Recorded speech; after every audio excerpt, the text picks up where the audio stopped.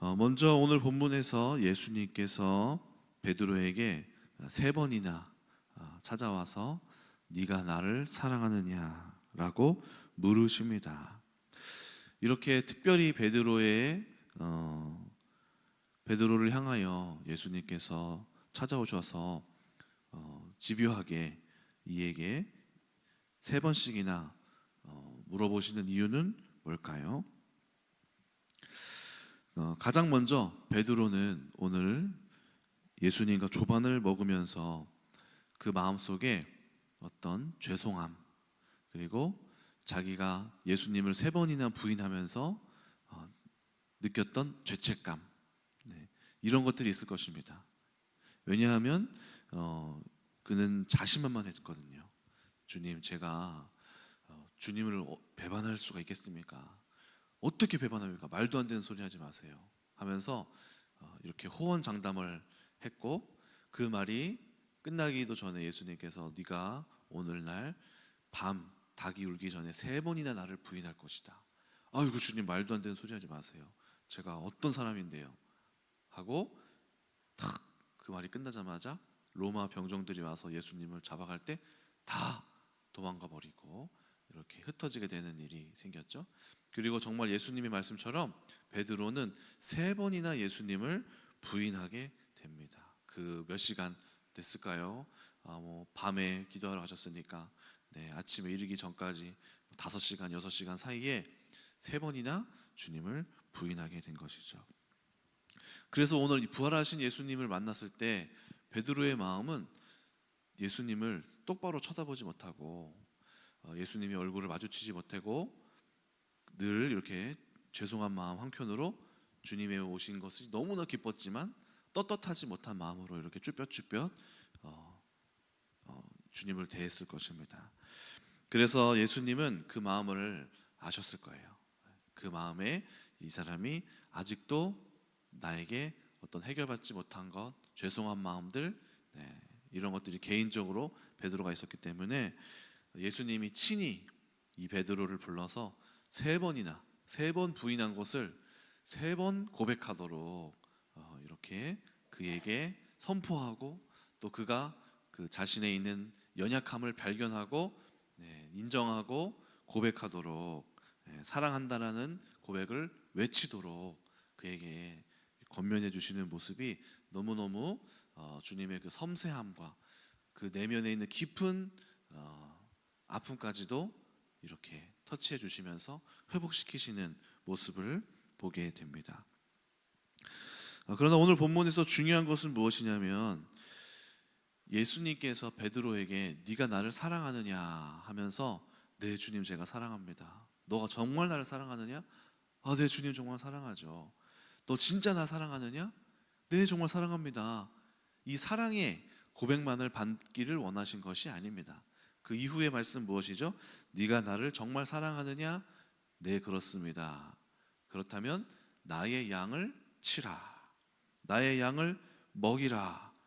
나의 양을 먹이라 하면서 너가 나를 정말 사랑한다면 그 사랑하는 행위로 내 양떼를 돌보는 것이 바로 네가 나를 사랑하는 행위다라고 베드로에게 그 남겨진 예수님을 따를 성도들을 잘 돌보는 목자의 역할로 베드로를 세우시는 장면을 보게 됩니다. 그래서 우리가 주님을 정말 사랑하고, 우리가 은혜를 입었고, 우리가 구원의 역사를 경험했고, 나 같은 죄인의 살리심을 경험했다면 큰 은혜에 보답할 일은 뭘까요? 바로 이 땅에서 우리 교회, 주님의 양되는 교회와 성도들을 향하여 사랑을 베푸는 것, 그들을 돌보는 것, 그들을 먹이는 것, 이것이 바로 주님을 사랑하는 제자들의 또 사명자들의 역할인 것입니다. 그래서 주님을 사랑할수록 어떻게 될까요? 이 세상에 있는 사람을 돌보게 되는 일을 해야 된다는 것이죠. 그것이 주님께서 보시기에는 나를 사랑하는 행위구나라고 기뻐 받으신다는 것입니다. 그래서 우리는 무엇 해야 됩니까? 우리의 역할, 이 교회, 우리 교회 안에 있는 특별히 주님의 양떼된 사람들을 잘 케어하고 먹이는 것이죠. 그렇다면 무엇이 돌봄이고 무엇이 먹이는 것일까요?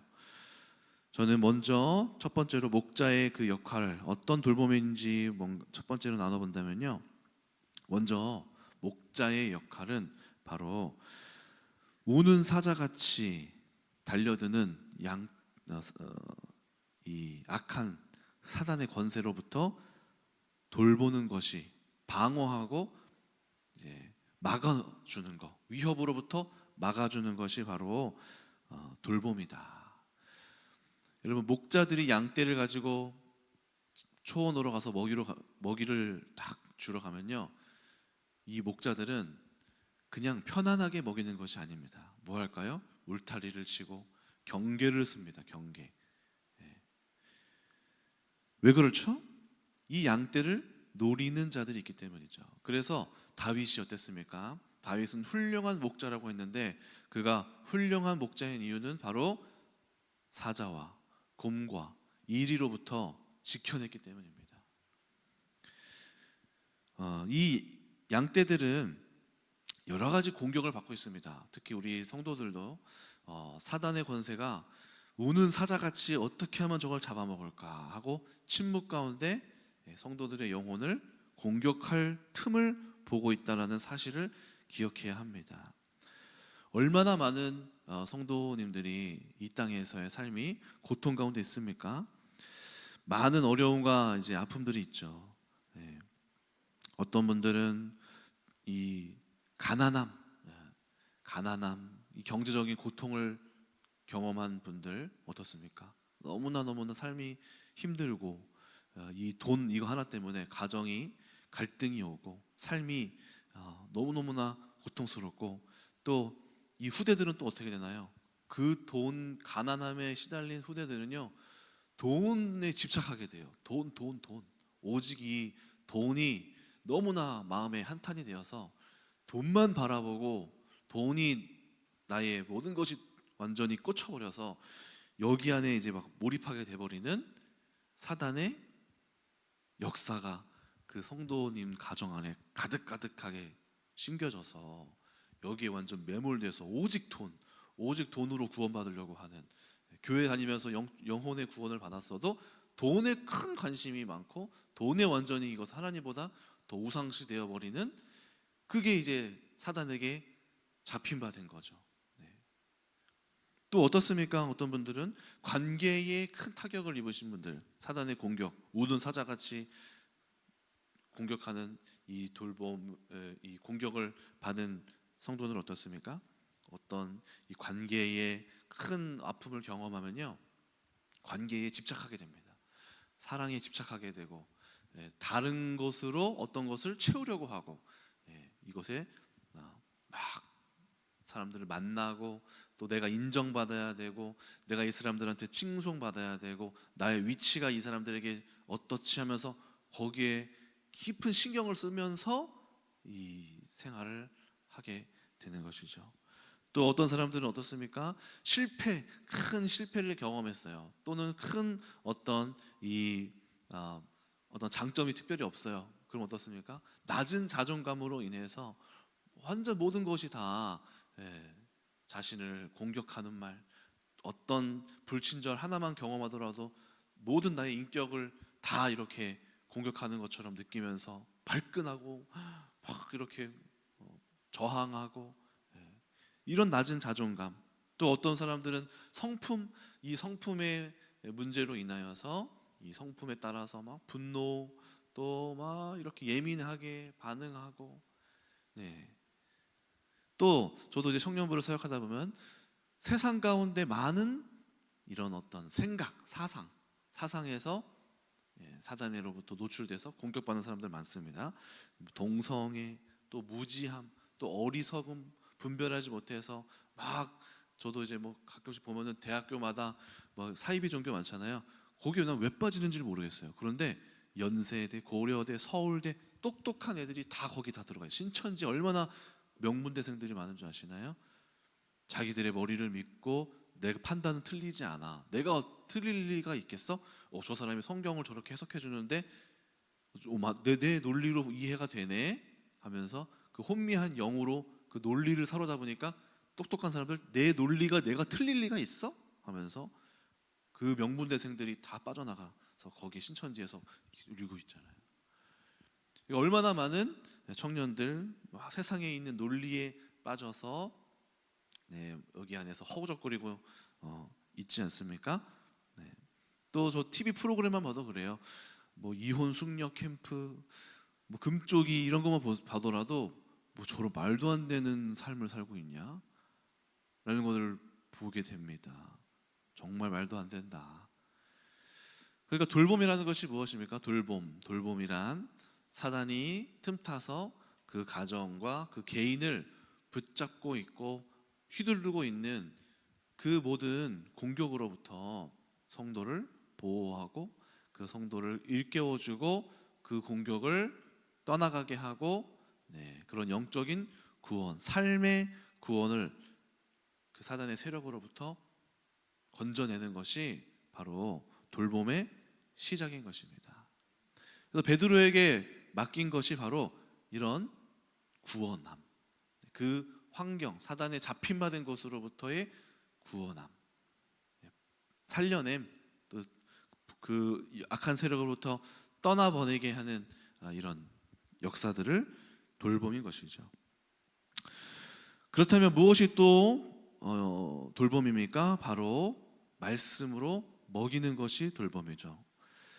예수님께서 사람이 떡으로만 사는 게 아니요 하나님의 입에서 나오는 말씀으로 사는 것을 알게 하시려고 이스라엘 백성을 그렇게 광야의 길에 보냈다라고 하십니다.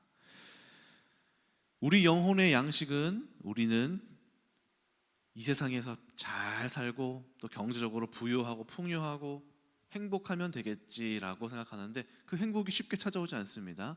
그 마음의 평안함이 쉽게 찾아오지 않습니다. 많은 사람들이 물질 속에서 평안함을 찾으려고 하고 어떤 지식적인 어떤 것들 또는 내가 어떤 위치에 도달하면서 평안함을 얻기를 또는 사람들로부터 이렇게 인기를 통하여서 평안함을 찾으려고 많이 애쓰잖아요. 아니면은 내가 막 여행을 다니면서 누리는 것을 SNS에 보여줘야지 하면서 행복한 모습들 이렇게 자랑하는 것들 이렇게 생각하지만 진정한 평안은 바로 진리 가운데 거하며 그 진리대로 말씀이 말하는 성경적인 진리대로 살아가는 것, 그리고 하나님의 말씀이 내 안에서 충만하게 살아서 역사하는 그것이야말로 우리의 영혼의 풍성한 평안이고 참된 양식인 줄로 믿습니다. 우리가 혼미한 사람들, 혼미한 영적인 상태에서도 이 하나님의 말씀을 이렇게 먹다 보면은 어떻습니까? 또는 이런 영적인 사로잡힘에서 딱 진리의 말씀으로 벗어나게 될 때 어떻습니까? 마음이 오히려 그것을 찾으려고 내가 막 애쓰며 그 세상 가운데에서 풍파를 경험하면서 막 혼돈할 때는 더 불안했는데 이 말씀 가운데 구원을 얻고 그것으로부터 끊어내고 죄악을 끊어내고 거기로부터 해방되고 결단하고 나오는 그 순간부터 더 참된 평안이 오고 진리가 이상해 보였는데 그 진리를 따르는 순간부터 마음속에 찾아오는 이루 말할 수 없는 이 평안함이 무엇이죠? 바로 말씀의 능력이죠. 말씀의 능력. 진리 가운데 거하는 것이 이렇게 참된 행복이구나라고 깨닫게 되는 거죠. 이 진리의 말씀은 무엇입니까? 단순히 우리가 먹는 것이 아니라 우리가 진리로 따르기로, 진리의 말씀을 따르기로 결단하고 그 말씀에 내가 들어가는 것입니다. 말씀의 기준의 잣대에 맞게 나를 죽이고 이 말씀을 따르기로 순종하는 것, 이것이 말씀을 먹는 행위가 되겠죠. 그렇게 될 때 어떻습니까? 우리는 이 진리로 살아나게 되는 것이죠. 생명이 우리 가운데 찾아오고 그때부터 놀라운 하나님의 능력이 우리 안에서 우리의 삶을 주도해 가고 내 영혼이 풍족해지기 시작하면서 환경이 변하는 역사까지 경험하게 되는 것이죠. 히브리서 4장 11절 뭐라고 되어 있습니까? 하나님의 말씀은 살아있고 활력이 있어서 좌우 날선 어떤 것보다 예리하여 혼과 영과 골수를 찔러 쪼개기까지 하며 또 마음과 생각과 뜻을 판단하나니. 말씀을 먹는다, 말씀을 먹인다라고 할 때는 단순히 우리가 이걸 암송한다, 이걸 많이 알았다가 아닙니다. 이 말씀을 먹고 말씀을 읽음으로 말미암아 내 안에 말씀과 맞지 않는 것을 우리가 차단하고 비교해 나가면서 이 말씀을 받고 내 안에 말씀이 비진리인 것들을 내려놓게 되는 것, 이것이 내 마음속에 이 말씀을 먹는 행위가 되는 거예요. 그래서 성경 말씀은 계속해서 우리를 비추고 진리가 우리 가운데 들어오는 과정입니다. 들어와서 내 안에 거하고 임하지 않고 내가 이걸 버티고 머리로는 들었는데 이거를 내 영혼에서 이거를 받아들이지 않고 있다면 먹은 게 아니에요. 그래서 이거를 말씀을 내가 받아들이고 수용하고 이 말씀으로 내가 옮겨가는 과정. 그래서 여기 안에 탁 이 싸움을 거치고 진리 안에 말씀 안에 탁 죄를 탁 버티고 이걸 싸우고. 왜냐하면 이 진리의 과정, 진리가 우리 가운데 들어오는 과정이 어떻습니까?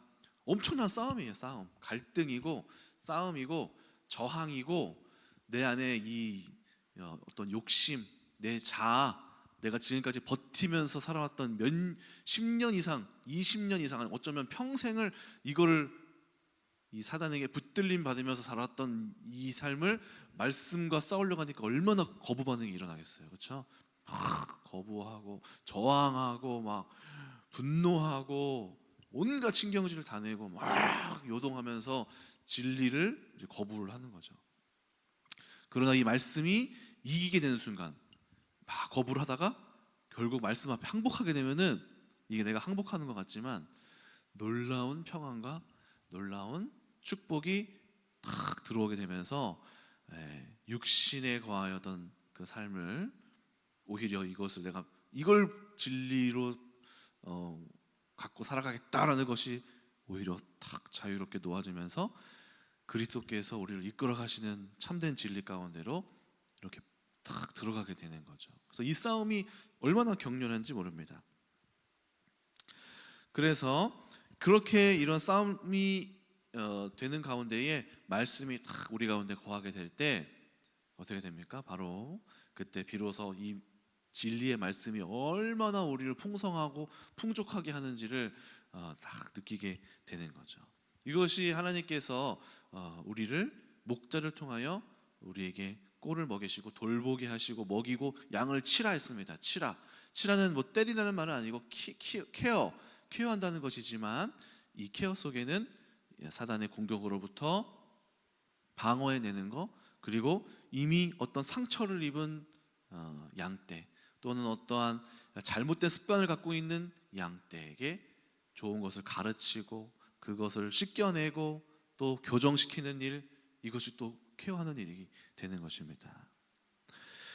그렇게 될 때 18절에서 19절, 그러나 이 목자의 그 힘듦, 수고는 무엇입니까? 내가 진실로 이르노니 내가 젊어서는 띠띠고 원하는 곳으로 다녔거니와 늙어서는 내 팔을 벌리리니 남이 내게 띠띠우고 원하지 않은 곳으로 가리라. 이 말씀을 하심은 베드로가 어떠한 죽음으로 하나님께 영광 돌릴 것을 가르치심이라. 이 말씀을 하시고 베드로에게 이르시되 나를 따르라. 베드로가 목자로서 부름받았는데 베드로의 길이 무엇입니까? 예수님을 따르는 그 고된 길. 이런 어떤 목자의 삶은 기쁨도 있지만은 힘듦도 있는 것입니다. 무엇이죠? 바로 이 양떼를 케어할 때 오는 그 수고와 그 저항과 또 그 어떤 이 반발과 그다음에 이런 어떤 이야기를 케어를 할 때 오는 그들의 어떤 공격과 이런 것들을 감내하는 그런 수고. 베드로도 진리의 말씀을 가지고 이렇게 사역을 하면서 이런 저항 속에서 그 예수님을 따르는 그 고통과 고난을 감내했던 것이죠. 그럼에도 불구하고 예수님은 베드로를 향하여서 나를 따라오너라. 나를 따를 때 너의 십자가를 지고 따라오거라 하면서 따르라고 했습니다. 이것이 가능했던 이유는 뭘까요? 베드로는 그 수고와 죽음만이 끝이 아님을 알았기 때문이죠. 이 뒤에 있을 영광의 면류관, 그리스도를 따라갈 때 찾아올 부활의 기쁨, 이런 것들도 보았죠. 그렇기 때문에 그 수고 속으로 들어갈 수 있는 것입니다. 저에게도 이제 최근에 여러 가지 이제 영적인 갈등이 또 있었는데요. 또 우리 김상혜 사모님이랑 담임 목사님이 또 찾아오셔서 여러 가지 얘기를 폭격하고 이제 가셨어요. 그래서 폭격하면서 가시는데 그 말을 어쨌든 처음에 이제 받을 때 저도 어떻습니까? 이제 저항이 나오죠. 저항이 나오고 어떤 영적인 어떤 저의 어떤 뭐 여러 가지 사모님이 보시기에는 담임 목사님 보시기에는 여러 가지 뭐 부족함, 안일한 모습들, 또 늘 깨어 있지 못한 모습들 여러 가지가 이제 있으셨는데 저는 또 그 얘기를 또 들을 때 저는 어떻죠? 저의 오랫동안 묵혀 있던 그런 어떤 습관들이었을 테니까 저항이 나오고 또 저는 어떻게 해서든 그 꼬투리를 잡으면서 이렇게 당신은 안 그러냐, 어머니는 안 그러신 줄 아시냐 하면서 이렇게 막 갈등이 일어나는 거예요. 이제 사모님이 주로 이제 말씀하셨던 거는 이제 저의 어떤 안일함과 그런 늘 깨어 있지 못한 성령의 인도를 삶 속에서 이렇게 잘 받지 못하는 것에 대하여서 말씀을 많이 또 해주셨어요. 근데 저는 또 사모님이 또 이야기할 때 이제 어떤 마음의 어떤 다급함이나 이런 걸로 말씀하시다 보니까 여러 가지 얘기를 같이 들려와요. 그 영적인 어떤 교육이 여러 가지 얘기로 와요. 막 어떤 말이나 어떤 사모님이 어떤 이렇게 약간 조롱하는 말도 있고 또 야, 네 자식 새끼들이 불쌍하다 이러면서 뭐 이런 말도 하시니까 아니 자식 새끼들이 내가 왜 불쌍하다 하면서 여기에 이제 걸리는 거죠. 여기에 이 말에 그러면서 아니 내 자식 새끼들이 왜 불쌍해 하면서 아니 어머니는 왜 그런 말을 또 그런 말을 하셔 하면서 어떤 이제 이야기들이 딱 들려올 때 우리의 반응이 이제 딱 어떻습니까? 진리의 말씀이 어떤 형태를 가지고 우리한테 오잖아요. 포장된 말을 가지고 오는데 우리는 딱 느낄 때 이 저항할 수밖에 없는 그런 그 어떤 뭐랄까요? 그 근거들을 이제 딱 잡아서 거기에 매몰되는 거죠. 아니 내 자식 새끼들이 불쌍해? 하면서 그 어떤 말씀 본질이 딱 이렇게 딱 벗어나고 거기에 딱 매몰돼서 이제 시험에 드는 거죠. 이제 마음속에 이렇게 내 자식 새끼들이 불쌍하다고 했어?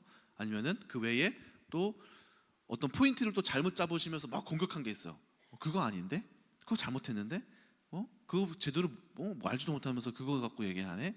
하면서 반발을 제 속에서 하게 되는 거죠. 그래서 그날 이제 저녁에 이제 조용히 이렇게 또 아기가 깨서 우유를 먹이면서 묵상을 하게 되는 거죠. 그러니까 처음엔 어때요? 자식 새끼들이 불쌍해? 이렇게 잘 먹이고 있는데 생각을 하다가 어쨌든 우리가 하나님께서 우리 마음속에 성령이 우리를 가르치시잖아요. 그러면 우리를 이렇게 쭉 그 처음에 그 과정을 반발심을 뚫고 그 진리 가운데로 우리가 이끌어가다 보니까 하나님이 저한테 깊은 곳에서부터 이제 발견해 주신 게 있었어요. 그게 뭐냐면은 이기심, 제 안에 깊은 아주 어렸을 때부터 왔었던 어떤 그 이기심. 그 저도 이제 가난한 시절을 보내다 보니까 저도 어떤 이렇게 취하고 잘 주지 않아요. 남들한테 주지 않고 베풀지 못하고 취하고 나의 목적과 또 나의 어떤 유익을 위하여서 모든 그런 사역 속에서도 어떤 설교에서도 마찬가지고 사역에서도 마찬가지고 거기에서 뭐 물론 이렇게 말씀을 주고 하는 걸 하겠죠. 뭐 100% 저만을 위해 하겠어요. 그런데 제가 이제 여러 가지 사역 속에서 저만 느낄 수 있었던 나의 어떤 사역 속의 그 이기적인 그런 모습들, 또 사모님이 말씀하셨던 안일한 모습들, 또 이런 영적으로 사역하지 못하고 좀 더 이렇게 지성적으로 자꾸만 가려고 했었던 부분들, 이런 것들이 제 속에서 점점점 이제 소화가 되기 시작하는 거예요. 그런 것들이 보여지기 시작하는 거예요. 기도하면서 하나님이 이거를 비추시더라고요. 계속 비추시고 또 보게 하시고 인정하게 하시고 이런 것들을 소화해가는 과정을 이렇게 해 나가니까요. 어떻게 되냐면은 결국에는 이 진리의 말씀이 저를 온전케 해요. 결국 내 영혼을 회복시키더라고요. 결국에는. 예. 그래서 야, 처음에는 그것이 인정되지 않고 내 안에 있었던 그 어떤 방어, 나를 이렇게 공격했어? 내 자식 새끼들을 불쌍하다고 해? 내가 얼마나 괜찮은 사람인데 하면서 막 반발을 하다가 결국에는 이 싸움이 이제 벌어지는 거죠. 사단이 나를 사로잡고 있는 이 영역과 또 나를 구원하려고 하시는 이런 영적인 메시지들이 충돌하는 가운데 이 내 안에서 갈등을 이렇게 했다. 감정적으로 내가 상처를 받았다가 진리의 말씀으로 인도받았다가 또 상처를 그래도 그런 말 하면 안 되지 했다가 이거를 싹 하는 가운데 이제 요 영적인 싸움을 잘 해나가니까 어떻게 됩니까? 마음의 온전한 이 결국에는 하나님께서 나에게 원하셨던 것이 이거구나라고 이 말씀을 내 마음속에 탁 선택하게 되면서 취하게 되는 순간 놀라운 어떤 풍요와 풍족과 맞다. 내가 그동안 했던 것들이 육신의 이런 것들이 굉장히 많았구나. 나의 깊은 옛날 옛 자아로부터 해결되지 않았던 부분들이 또다시 이렇게 드러나고 있구나 하는 거를 경험하게 되면서 하나님 편으로 이렇게 싹 들어오게 되는 거죠.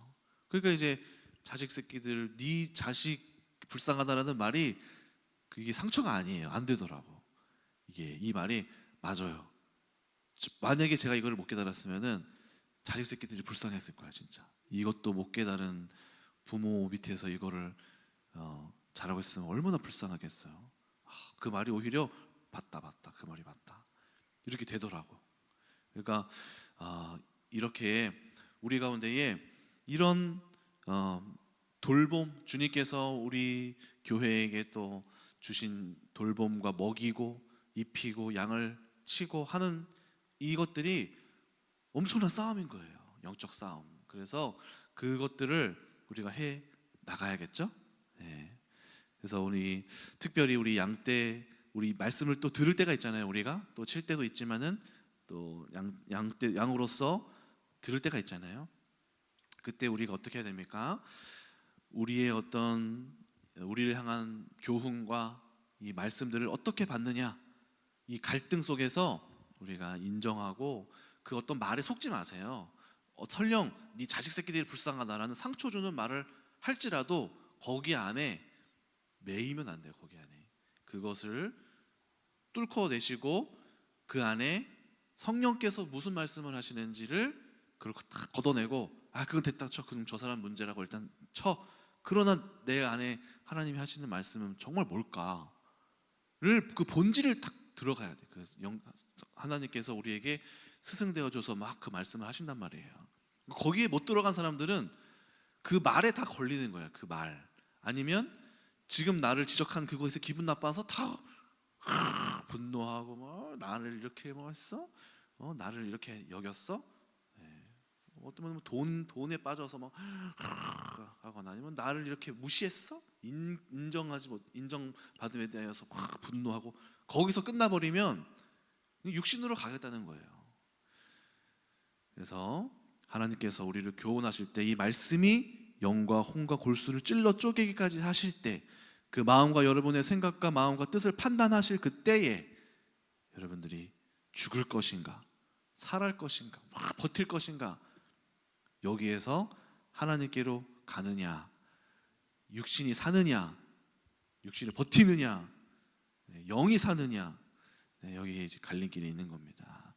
여러분들의 자아는 다 깨져야 돼요. 그러면 그리스도께서 살아나는 거예요. 이거를 버티면 그리스도는 죽는 거예요.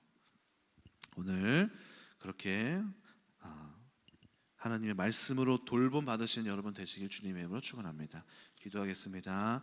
하나님 감사합니다. 우리 오늘 베드로를 향하여 예수님께서 돌보고 먹이고 그것이 나를 사랑하는 모든 것이라고 말씀하셨는데 우리 교회 성도님들이 이 말씀을 잘 묵상하면서 특히 우리가 양으로서 어떻게 말씀을 받아야 할지 나의 자아를 어떻게 죽이고 이 싸움을 어떻게 해야 될지 또 사역자들의 말에 속지 말고 어떻게 영적인 선택을 해야 할지 성령께서 가르치시고 말씀하여 주셔서 이 영적인 싸움에서 승리할 수 있도록 축복하여 주시옵소서. 감사드리며 예수님의 이름으로 기도합니다.